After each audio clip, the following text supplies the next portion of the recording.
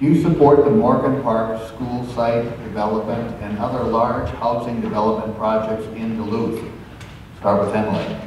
Thanks for the question. I have been working with the developer actually at the Morgan Park School. I asked them a month ago to decrease the scale of his project, and I was really happy to get the email yesterday that he is doing that. It makes good sense. What we have is a tension that happens in neighborhoods. School sites are a perfect example. As schools have switched their own plans, it leaves very large facilities that neighborhoods feel very strongly connected to, leaves them vacant, leaves them blighted. So we need to be working with the school district to repurpose these lands and these sites. This particular site, it will change scope a little bit with the Morgan Park developer. At this point, it's a $21 million project coming into a neighborhood to provide housing. Now the scale of housing is going to change, and maybe the market of housing is going to change. But I have been so pleased to work with this developer who I think has come a long way. This is not his first attempt at doing a development, and he's learning as he goes. I do support housing and the expansion of housing. Working with school sites is a really important strategy because what we don't have a lot of in Duluth is open and vacant land that we can work with. Thank you. Chuck, your thoughts on large housing development projects in Duluth?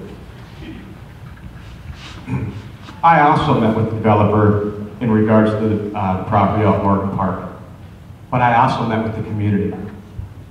And what I hear from the community is they do not need any more low-income housing that's going to be disguised as market rate housing. When I met with the developer, Aaron, he discussed going almost down to half, less than he was discussing in the paper. I do not think that the plan that he's putting forward is good for the community of Morgan Park. They already have an abundance of low-income housing, and they also have an abundance of absentee landlords. The crime rate that's happening in Morgan Park, in the neighborhood that I lived in, is terrible. The property, the home values are being driven down from our grandparents that paid taxes, invested in this community forever. They worked at the steel plant, the cement plant. If you want to grow the population base, you have to grow the tax base. Get jobs, and then the housing will take care of itself. Thank you, Chuck. Emily, final thoughts? Revitalizing swaths of land that currently do not have a tax value and turning them into housing is a way to expand the tax base.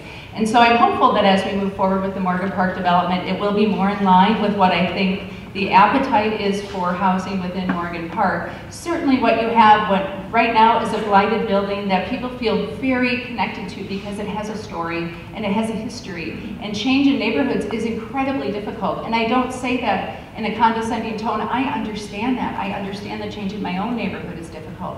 But when we work together with developers, we can create opportunities that are really good for communities, and I'm very hopeful that that's the direction this one ends. Chuck, final thoughts? You can't increase people's property tax in the last 7 years to 80% and then give that to a developer so they can build homes for low income and say you're doing something for the economy. You're devaluing their property for what they can sell it for. They will, don't worry, the city will come by and assess it for more than it's worth so they can get you on more taxes. This has to stop. This has to stop. Millionaires, TIFs are designed for industry, not for housing. Thank you. Thank you both very much.